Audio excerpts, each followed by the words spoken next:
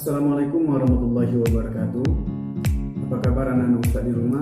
Semoga anak-anak Ustadz di rumah sehat walafiat. Tetap jaga kesehatan. Jikalau memang ada aktivitas atau keperluan keluar dari rumah, silakan dengan protokol kesehatan. Terlebih dahulu Ustadz di sini akan memperkenalkan diri. Nama Ustadz Fikri Hafiz Syailendra.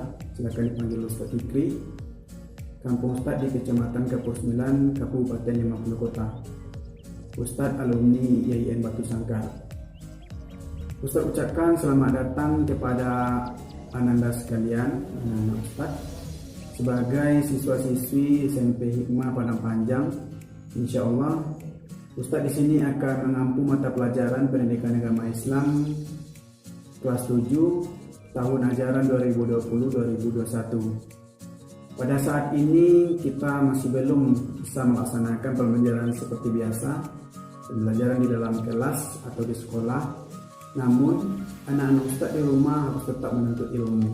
Seperti kita laksanakan pada kali ini, kita melaksanakan pembelajaran secara daring melalui video ini. Mengapa Ustadz mengatakan demikian? Dalam hadis dijelaskan, thalibul ilmi faridatan ala kulli muslim. Menuntut ilmu adalah kewajiban bagi setiap muslim. Ada juga pepatah mengatakan, tuntutlah ilmu sampai kalian lahir. Artinya apa? Bagi kita umat muslim adalah wajib menuntut ilmu. Kewajiban menuntut ilmu itu akan selalu ada di dalam diri kita selagi kita masih hidup. Hal yang membatasi kita wajib menuntut ilmu itu adalah wafatnya diri kita. Maka dari itu, marilah kita dengan semangat menuntut ilmu ini. Berkaitan dengan hal itu, kita akan membahas tentang menuntut ilmu. Materi pertama kita dengan judul besar, dengan ilmu pengetahuan semua menjadi mudah. Materi kita pertama yaitu dengan ilmu pengetahuan semua menjadi mudah. Pertama, Quran Surah Ar-Rahman ayat 33. Yang kedua, Quran Surah Al-Mujadilah ayat 11. Quran Surah Ar-Rahman ayat 33 yang berbunyi, Bismillahirrahmanirrahim. Ya ma'syaral jinni wal insi in istata'tum an tanfudhu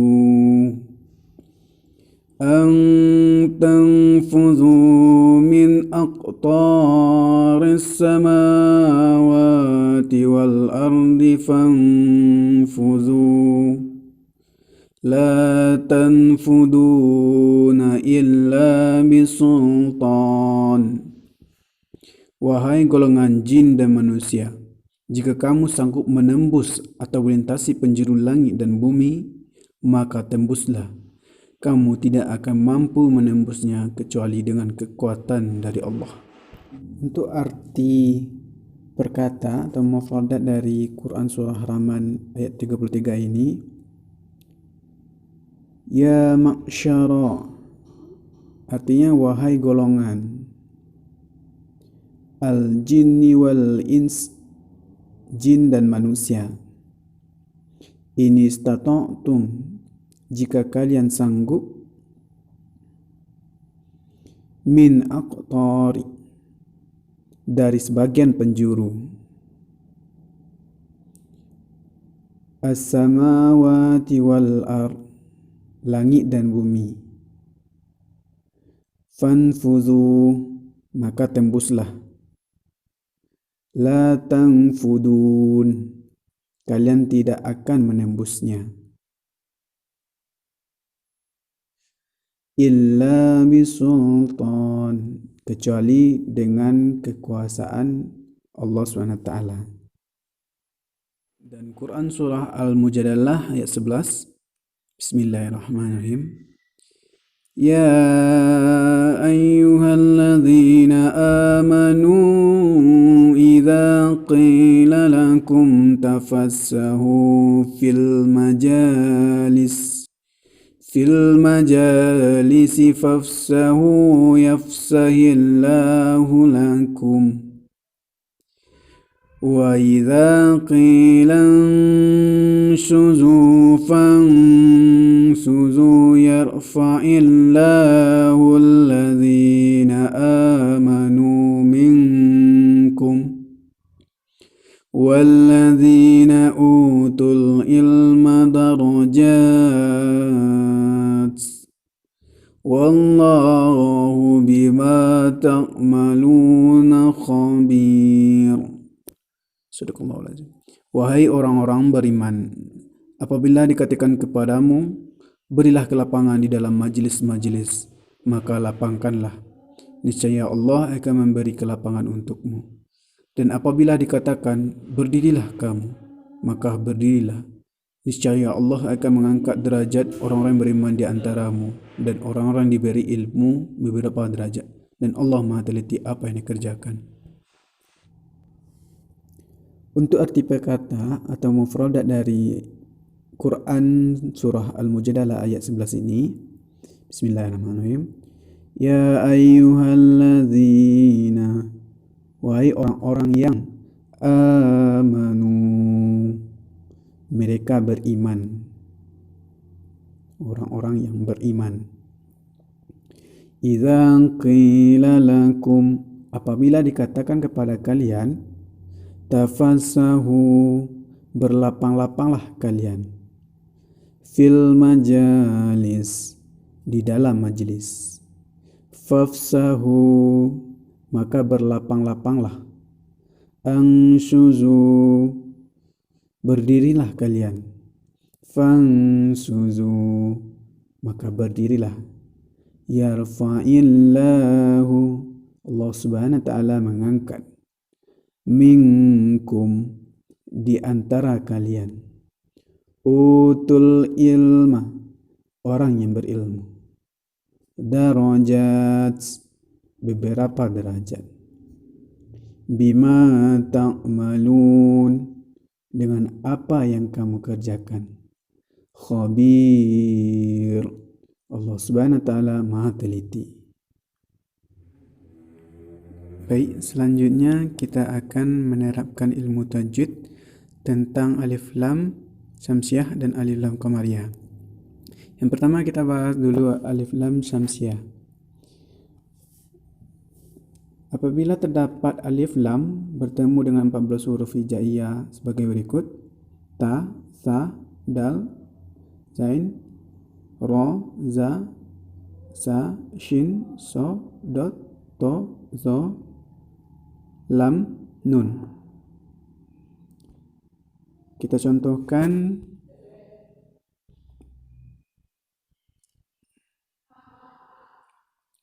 Kul a'udzu birabbin nas.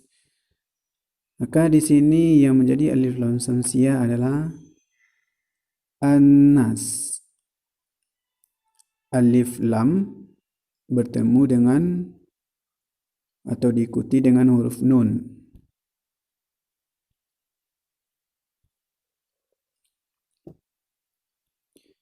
Nah, selanjutnya alhaakumut takatsur. Nah, di sini mana yang menunjukkan alif lam syamsiah? Ya, at-takatsur. Alif lam bertemu dengan atau diikuti huruf ta. Biasanya alif lam syamsiah ini ditandai atau dibuktikan dengan tanwin, tanda berbentuk W di atas huruf yang diikuti oleh alif lam. Selanjutnya kita bahas alif lam qamariyah. Alif lam qamariyah adalah alif lam yang diikuti oleh 4 huruf hijaiyah sebagai berikut: a, ba, jin, ha, kha, ain, ghain, fa, qa, kaf, mim, waw, ha, ya. Sebagai contoh, inna a'tainakal kautsar. Maka di sini yang menjadi alif lam qamariyahnya adalah al-kautsar. Alif lam bertemu dengan atau diikuti huruf kaf. Selanjutnya Narullahil muqadah. Nah, di sini mana yang menunjukkan alif lam qamariyah? Di sini yang menjadi alif lam qamariyahnya adalah al-muqadah. Alif lam bertemu atau diikuti huruf mim. Selanjutnya kita masuk kepada kandungan Quran Surah Ar-Rahman ayat 33. Ar-Rahman ayat 33 ini menjelaskan pentingnya ilmu pengetahuan bagi kehidupan umat manusia. Dalam penggalan ayat, artinya kamu tidak akan mampu menembusnya kecuali dengan kekuatan dari Allah SWT. Kekuatan dari Allah SWT ini yang dimaksud adalah akal kita yang harus dikembangkan dengan cara belajar. Dengan ilmu pengetahuan, manusia dapat menciptakan teknologi peralatan-peralatan yang canggih, sehingga manusia dapat menembus langit dan bumi. Semisalnya astronot yang pernah datang ke bulan dan lain-lainnya. Dengan ilmu pengetahuan, manusia dapat menjelajahi angkasa raya. Dengan ilmu pengetahuan, manusia mampu menembus sekat-sekat selama ini belum terkuak. Manusia diberikan potensi berupa akal. Nah, hal ini yang membedakan manusia dengan hewan. Unggulnya manusia adalah diberi akal, sedangkan hewan tidak diberi akal oleh Allah SWT. Intinya, manusia dan jin tidak akan mampu menembus penjuru langit dan bumi untuk mengetahui isinya, kecuali atas kekuatan dari Allah tadi. Kekuatan yang diberi Allah tadi adalah akal. Seperti yang dijelaskan dalam hadis, Talibul ilmi faridatan ala kulli muslim. Menuntut ilmu itu adalah kewajiban bagi setiap orang Islam. Hadis riwayat Ibnu Majah. Maka jelas menuntut ilmu itu adalah fardu ain atau wajib. Dan belajar itu wajib agar kita dapat menguasai dunia untuk kebaikan umat. Selanjutnya kandungan surah Al-Mujadalah ayat 11. Mujadalah ayat 11 menjelaskan keutamaan orang beriman dan berilmu pengetahuan. Ayat ini menegaskan orang yang beriman dan berilmu pengetahuan akan diangkat derajatnya oleh Allah SWT. Tingkatan orang yang beriman dan berilmu lebih tinggi dibanding orang yang tidak berilmu. Jelas di sini disebutkan atau kandungan Al-Mujadalah ayat 11 ini adalah perintah untuk menuntut ilmu setinggi mungkin dan juga perintah untuk selalu beriman kepada Allah SWT. Juga disampaikan di sini akan diangkat derajatnya. Dapat kita pahami juga di sini juga mengandung perintah untuk memuliakan orang-orang yang beriman dan berilmu pengetahuan. Jadi derajat kita akan diangkat oleh Allah jikalau kita beriman. Ya. Ayat ini juga menjelaskan tentang berlapang-lapanglah kalian ketika berada di dalam majlis atau tempat mencari ilmu. Yakni apabila kita berada di tempat menuntut ilmu, baik itu di kelas, masjid atau majlis taklim dan sebagainya, kita harus memberi kesempatan kepada orang lain untuk sama-sama mendapatkan tempat duduk yang layak. Dengan garis besar, ayat ini juga menjelaskan bahwa kita harus berlapang-lapang. Berlapang-lapang ini maksudnya di dalam hati kita. Selanjutnya, orang yang beriman tetapi tidak berilmu, dia akan lemah karena keimanan seseorang yang tidak didasari atas ilmu pengetahuan tidak akan kuat. Begitupun sebaliknya, orang yang berilmu tidak beriman, ia akan tersesat.